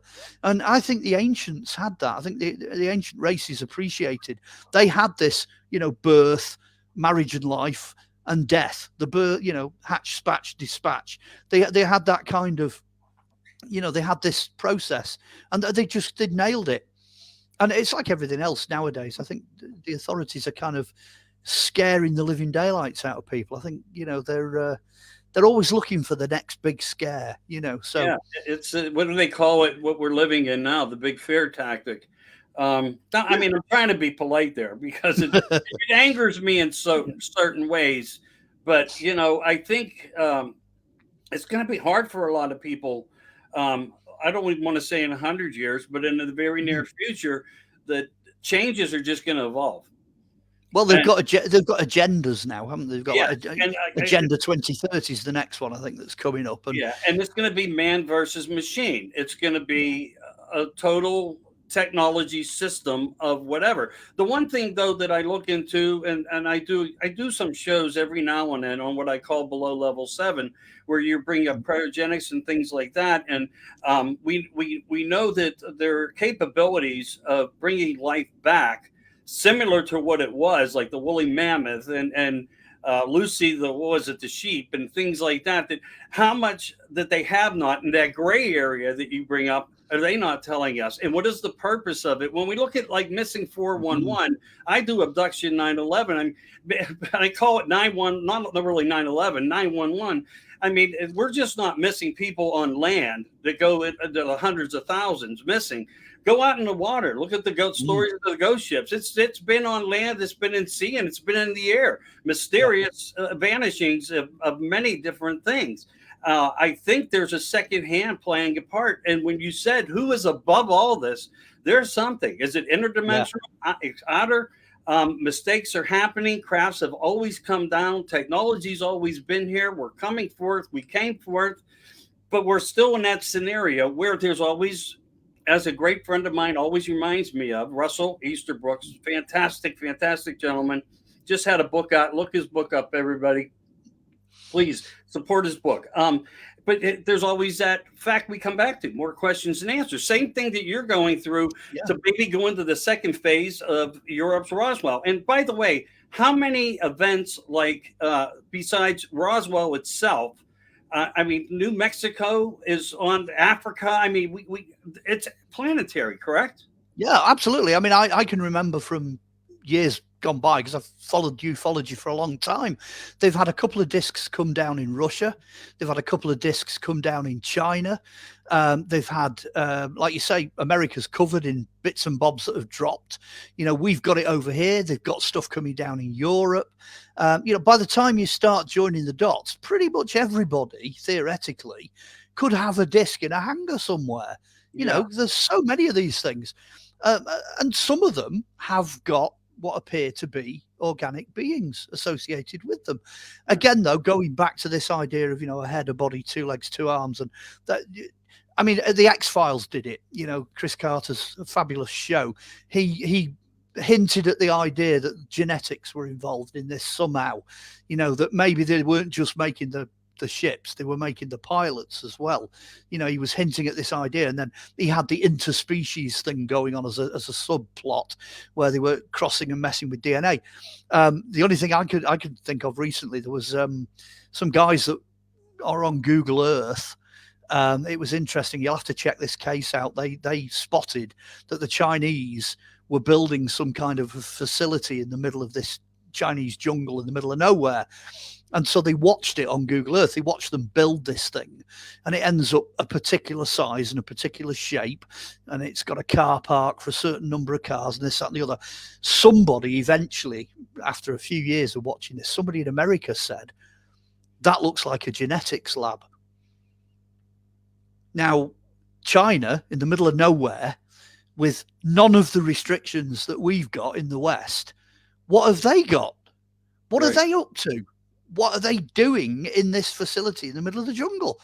Now, that's men in grey territory. That's every now and again you cross that line into the unknown. But that exists. I can't remember what the coordinates are. I wish I'd paid more attention. But you can actually, it's there. You can go find it on Google. It's just sat there in the middle of nowhere. Starts off as jungle, then it ends up as a clearing, and then you can see the buildings going on. And, somebody's actually watched them do this. And it looks like some kind of genetics lab. That's what it looks like. So what are they doing? And how much further? This is the thing really with technology. And I've been finding this back to where we came in with all this debris that we've got, these fragments from this vehicle or whatever it was. They've got technology that is so far advanced now that none of the rest of us know it exists. And it's clearly that's the case. I mean, back in the 1990s, the director of Skunk Works, I think he went on record as saying, if you can imagine it, we've already done it. Yeah. I mean, it's a very famous quote. That was back in the 1990s. And I think he also said, George Bigelow, I think you're referring to. Yeah, I think it was him. I think he also said you don't have to leave Earth to find any alien. They're right here amongst us. So here's a theory of thought on planetary evolvement. If something so devastating was to happen, maybe the information that these elites have, and the reason for labs like this in my below level 7 show that I do, is a formatting of a different life that will need to evolve to get humanity back into the network of the circus. Possibly, or it might be that they're thinking some kind of arc technology. So if something does go wrong, at least there's some hope of something somewhere surviving. Not sure we can do a better job than the planet itself. Also, again, when you look at, I mean, I've studied Noah's Ark a bit as a concept. There's at least 88 flood stories all over the world. They've all got, every culture's got its own like twist on that. And it does appear like the only species that have survived long term are the ones that are some use to the planet as the planet is now, not as it was before the cataclysm. So that then starts to make you wonder, well, okay, I did it in Revealing the Green Man, that particular book that I wrote. I looked at the idea, the concept. It's a bit like Gaia. The planet is itself a living entity. Right. And it's independent from us. It has this thing called life. We just call it life. And we, as a species, we get really surprised. Oh, look at that. There's shrimps living on a volcanic vent at the bottom of the Marianas Trench. Oh, look, out in space, there's a slug clinging to a piece of rock in the upper atmosphere, and it's no matter where you go. They've recently found, and this blew my mind, they've found a bacteria that eats electrons in electricity. So you've actually got a living entity. You've got a living bacteria that they've photographed living in your computer and in your electric wiring and, in the lights. It's everywhere. You can't escape it. Pretty much everything is alive in one form or another. Right. The question is just what the planet decides to do with it. And that's where the concept of the green man comes in, because the idea of this foliage face, it's that birth and death cycle. It's what the planet does. And that's what the ancients had. They personified everything, and they personified it as that. But that doesn't mean it's gone away. We're still living on the same planet with the same life force, still doing the same thing. So there's another one of those, massive revelations that might change the way that we progress. Yeah. Yeah, and you're absolutely right. And even if you go back into some of the historical records of a different narrative, Babylon, the Tower of Babylon was destroyed. And the reason that seems to be, air quotes, was because there was too much technology too fast. It had to come down, whatever Babylon was, whether it was a ship to the stars or off planetary. We think it's a structure. We don't really know. It's been word given to us by who can we trust? We trust our own research. We trust ourselves, but also some of the material items that make sense. It's the subject matter that gets into my mind. And I'm not great at this. I'm really not. Well, apparently they separated humanity so they couldn't communicate to do anything any longer. Well, apparently Babylon, the original Babylon, I think the first 8 kings of Babylon, on a time scale, they lived for something like 226,000 years, which is absolutely amazing. And then if you start consciousness vessels. And then you start looking at what they were writing. So you look at, the most popular one everyone can get hold of is the Epic of Gilgamesh. And that mentions the Green Man for the very first time in history. Because what they do is they decide they're going to go and cut the woods down. They're going to chop the forest down in order to do farming. So the first, if you like, environmental attack is in about 7,500 BC. So they're attacking the forest and they're killing this god called Humbaba. And they literally see that as the life of the forest. And they're terrified of it. So that even at that point in history, you're still looking at this idea of the planet having its independent existence. But you mention that to somebody now and you go, oh, well, 9,500 years ago. And everyone's like, what do you mean 9,500 years ago? We're all running around with, flint axes, dressed in skins and going, ugh. But that's not true. Babylon was just incredible. And like you say, the language, they all had a unified language. And that only started to fall apart because of the way they behaved, because of the way they structured things and the way they went about dealing with the environment. Some bright spark just thought, hey, let's do it a different way. Let's change it. And it blew up in the face. So that's a perfect example of a really advanced technological society. The Egyptians did the same thing. It blew up in their face when they tried to go against the grain, which is fab because it brings us back to the 21st century. You know, people like Bill Gates and all the rest of it doing the same thing. Right. Let's attack this life force. What could possibly go wrong? Well, hang on a minute. I think Winston Churchill said the further back you look, the further forward you can see. Well, you've got to go look at history. Every time we've come up with a great idea, it's blown up in our face. So you might be best to, start working with it rather than against it. Again, back to the awakening, We need all these secrets out. We need these revelations out. And we need to clear the decks of the rubbish, get rid of all the nonsense, and then move forward. If something is true, that's how it is. That's what we'll work with, Right. Artificial intelligence. I think humanity generally needs to increase its normal intelligence, before we start going down the AI route. Thank you. There you go. Thank you. Well said. Well said. No, I agree with you. And again, like I keep thinking I have. You would not believe what's behind me. You could. I would. You could probably put them into 50 book forms.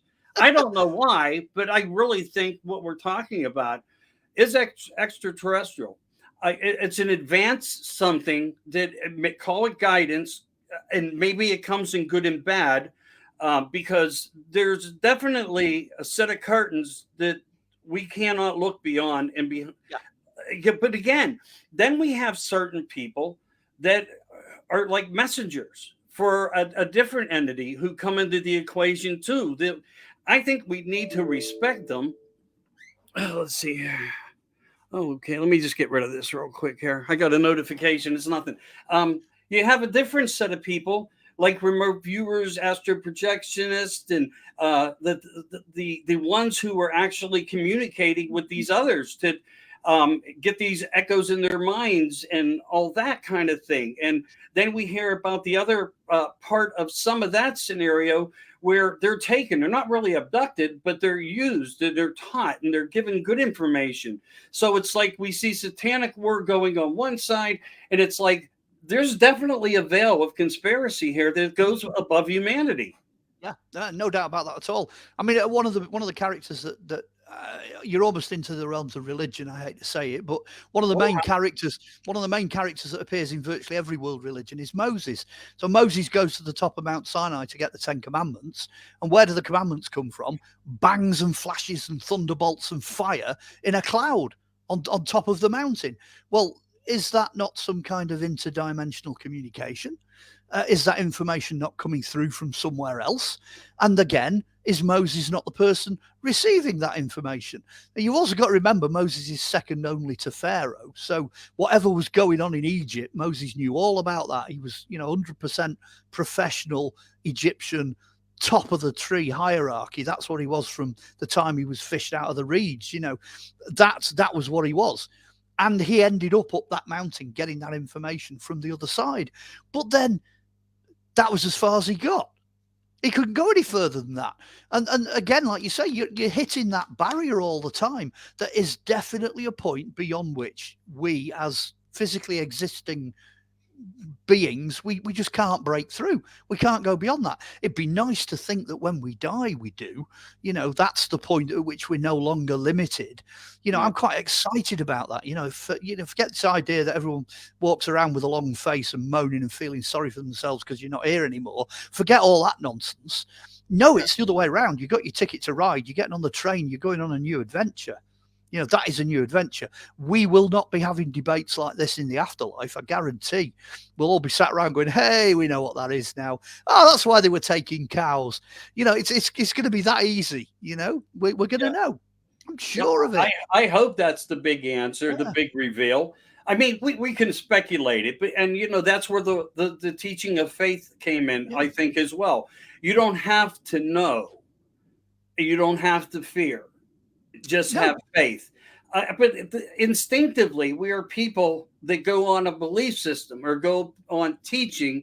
And we are now, I think, at the biggest point in time of where everything of faith gets questioned, but it's because of the action of man, not because of the principle of it. I think that's what people have to grasp, the principle of what that is. Well, you've still got the truth factor. The truth factor still comes in. So basically, you've got, like you say, you've got an angel on one shoulder and a devil on the other. So the devil walks in and takes the opposing side, if you like, and puts all that information in. And then, you've got the angel coming in on the other side and putting the good side forward. And you could call it, whatever you want, call it Jesus, call you whatever, but or the prophet, or somebody comes in and brings in the good information, somebody comes in and brings in the bad information, and those people basically drop the mic and leave the room because they don't need to hang around. They don't need to be here. The devil's probably sleeping in a cave 40 days and 40 nights out of Jerusalem somewhere. He'll have folded his wings around himself and gone to sleep for a couple of thousand years, because we are the ones that are then left with that information, be it true or false or whatever, and that seems to be the road we're navigating. We seem to be on that path. That seems to be, from birth to death, what we seem to be doing. But the information, it's either true or false. It either works or it doesn't work. And that almost, if we've talked ourselves to a bottom line, if you like, that is pretty much the bottom line. Now, whether you wear a grey suit and you're invisible and you worship some giant idol in the forest somewhere, or whether you just, you travel around on a bin truck collecting dustbins all day, it doesn't really matter, because that's the great leveler. At the end of the day, we're all in the same position. We're all Right. walking the same path. We're all running the same race, so the potential is there for us all to see things and understand things. And that's the great thing about doing interviews like this, because it does give you the opportunity to reach more people. Your purpose in getting the word out enables people like me to do what I do. If there weren't the folks like you doing this, I've got just as a complete piece of trivia. I used to go around doing talks all the time. I used to do them live, with a projector, a PowerPoint, doing it the old-fashioned way. And I resisted coming online right up until we had all the nonsense, the COVID nonsense and the lockdown and all that. And since we've come out of that, I've thought, you know what? I don't care anymore. I'm going online. That's it. So I'm relatively new to this technological phenomena, but I can't say enough how much I appreciate folks like yourself who take the trouble and the time and the effort to actually do this, because I probably wouldn't. I'm too busy with me 10,500 books and goodness knows how many laptops and generating this, that and the other, running around digging stuff up, what have you. I would never ever think of doing anything technological. And it's brilliant because it does give the opportunity for the awakening to happen. Right. We're brave new world. We're sailing into the 21st century. This is the best possible use of the technology we've got. I don't get me started on regulators. I'm not I'm not fond of fact checkers on Facebook and stuff like that. Just that annoys the hell out of me, because they're nearly always wrong, and I actually know they're wrong, and I can tell them why. But it is frustrating. Well, so yeah, I look at it as a little bit as citizen journalism, as well as not really interviewing people. I come off different. I'm not cut from that. I like to have an honest to God discussion with someone, and some, be able to share something of intellect, because, in my earlier point, I don't know why. Maybe it's true that we come into this realm and have to live these life cycles or something. I'm not saying it's factual. I'm just saying maybe the possibility is that we sign these contracts, so to speak, or we agree to something for the greater good of something above us. And all I know is I don't really want to interview people. I want to have conversations like I had with you. One of the most pleasurable conversations I ever had in my life has been today with you. And that's factual. Oh, thank you. we got here in the end. It was worth the delay at the beginning. You only delayed by spaghetti bolognese, and it was a really nice one. So spaghetti bolognese. Sorry, I can't share any of it with you, but there you go. And I'm sitting here with my loaded gun coffee. It's all I drink in the studio and at home. Stay loaded, order yours online. But no, hey, so to jump this just to a little bit of a narrative, difference of a narrative, because we talked on PowerPoints. We really created PowerPoints here. One of them being the Ark. It's maybe it was for technology purposes, and that's a bit of confusion. Why I bring that up is if you look at the subject matter that comes out of Hollywood right now, the things that are coming out, it's all about time travel. It's all about getting off this planet. It's going into the area of the space, and we're seeing all these different narratives of things that have become necessary due to this something of catastrophic probability to occur. And I think people are also seeing that too, and they're looking at that and they're trying to weigh all these measures through this cognitive dissonance, because that's what it is. It's just an eruption of keep them confused and keep them in control, but at the same time allow them to think out of the box, because I think again that is coming out in ways because there is something probable in the future, as you said. I just wanted to throw that in there, that is definitely fitting the theory of everything. I think creatives generally, and I think most people who are creative will agree with this, creatives generally have some kind of a invisible creative pot out there. It's like a big, vast, interstellar storeroom full of stuff. And that's why you get creatives all over the planet, all coming up with the same ideas at the same time. And it's a skill. It's definitely a skill that some individuals have. and they are finger on the pulse. In fact, in 9 times out of 10, they are a couple of years ahead of everybody else, and they're putting stuff out there, and you'll get repeats of the same themes and the same topics, the same wisdom will start creeping out all at the same time. And I think there is almost this cosmic, I don't know what the heck they want to call it, Akashic records or whatever name, that you want to put on it. I think they do exist, and people do dip into them. Right. And that's where this fount of creativity comes from. Which again then does raise this question: where are they going now? It's almost like Hollywood is tomorrow's news. They're telling you what's coming up before it happens. Yeah. It's that prophetic prophecy element, which is a whole evening's topic, and it's a whole subject just in itself. But I think we are capable of if not predicting or guessing or creating, we can see where we're going. We can see that a few, footsteps ahead of where we are. And as you rightly say, Hollywood at the moment seems to be majoring on certain topics. All I think we need to do is just try and sort out which one of these topics is factual and which one of these topics is basically a distraction. Because you've got to be very careful, because if somebody takes a truth and then wraps it up in nonsense, it just makes the nonsense more acceptable. But it's very difficult to get at the truth. You've almost got to have a discernment and ability to be able to sort out, the wheat from the chaff and the good stuff from the bad stuff. But it's there. You're absolutely right. Hollywood does put a lot of stuff out, and you start to think, well, where are they going with this? What does it mean? I personally, I'm not a believer in the technology that we know about getting us off the planet. I'm not a believer that they ever got out of the 2 Van Allen belts to hit the moon. I don't think any of that happened the way that they say it happened. I think a lot of people out there now will agree, because as the truth has gradually come out, there's so many questions. There's a whole night just there. Yeah. But, and this is where the but comes in. Ding, ding, ding, ding. You're making my plane go. Yeah, well, but this is where the but comes in. I am going in the same direction with this. There could very well be technology. There could be the potential to do that.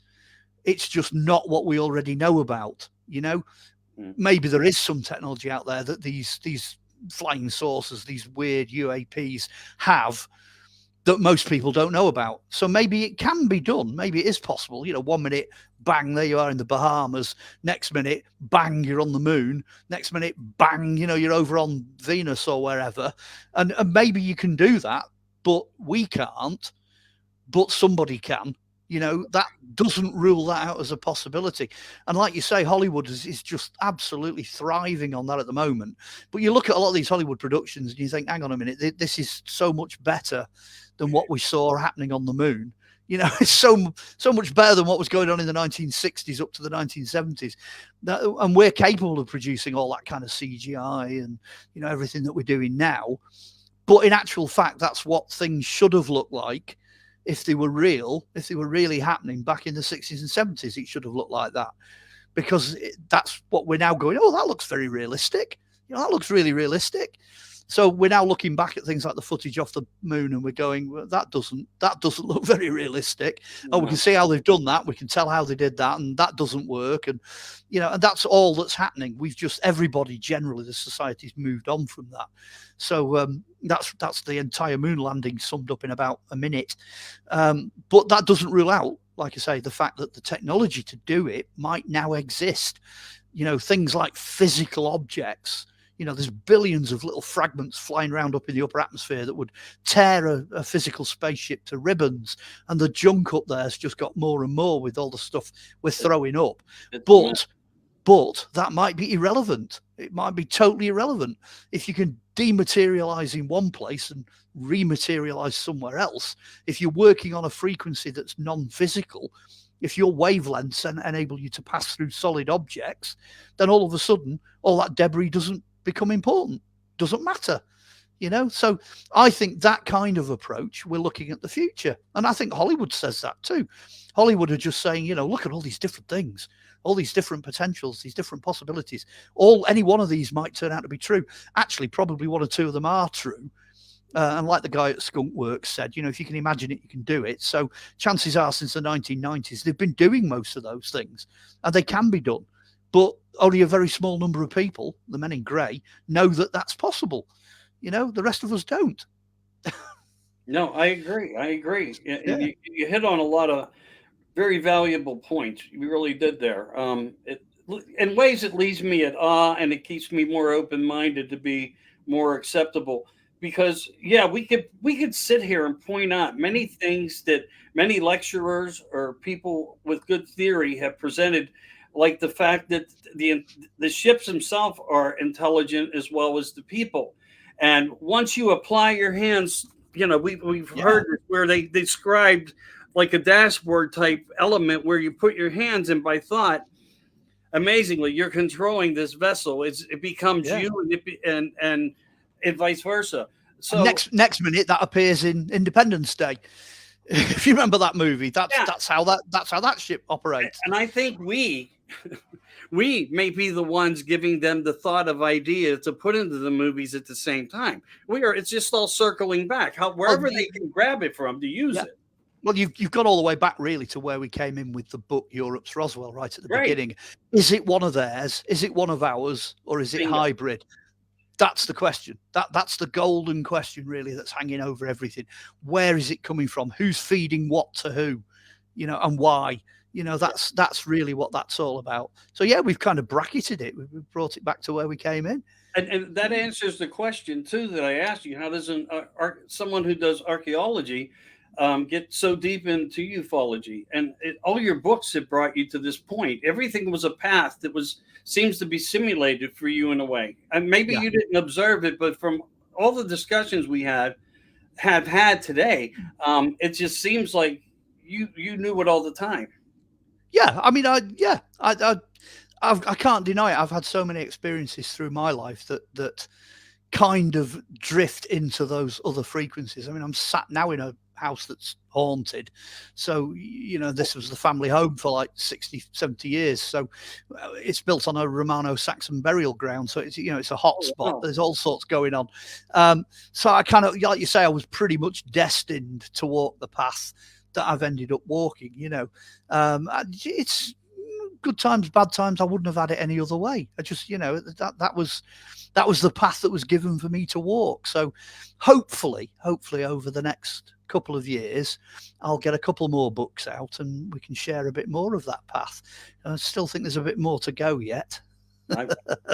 Well, I definitely understand that. And I know we're getting up upon 2 hours, and I know you have things to do and things to take care of. I'm sorry about all the, confusion. No, I got the time zones wrong. Back to time travel again, because you're not in the same time zone that I'm in. So I thought you were confusion. Yeah, I thought you were 8 hours behind, or maybe 7, and you're not. You're 5. So I'll make a note of that. I won't do that again. I'm sorry.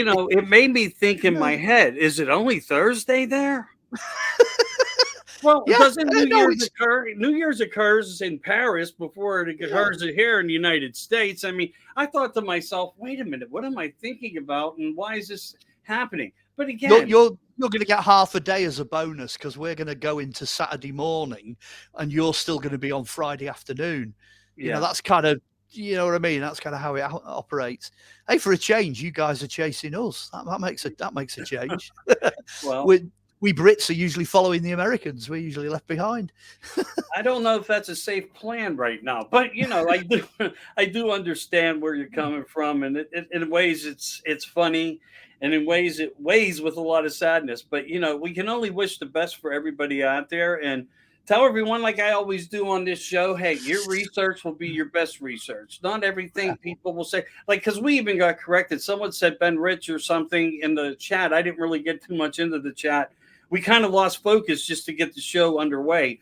So I apologize, everybody. If I can answer anything for you guys after, I will. I will post it to you. And please feel welcome if you have anything you feel you can answer. If your day's too busy or tomorrow, I understand.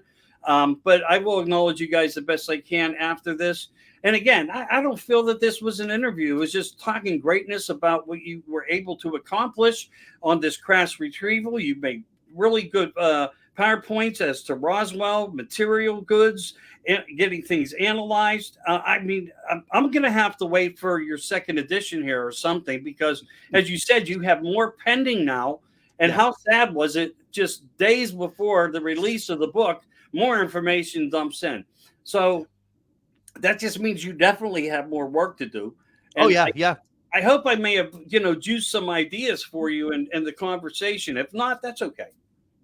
I think there's more to do. I mean, the publisher wants me to write some more articles about the final analysis and about what we've deduced, because I don't go into that in the book. The book is evidence.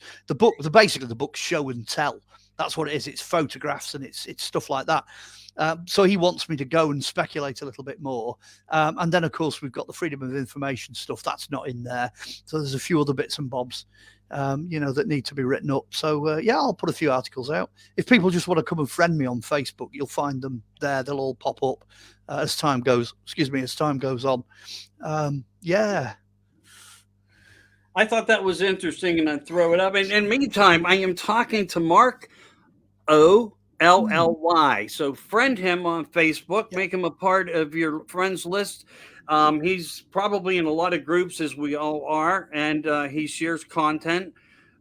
So, again, getting back to just for a quick moment, I want to thank you for doing what you did. I feel like I'm a small guy in the totem pole, and What's in the Skies really looks for the best content that I can offer to people, even if it's from just a regular Joe who wants to have an intellectual conversation.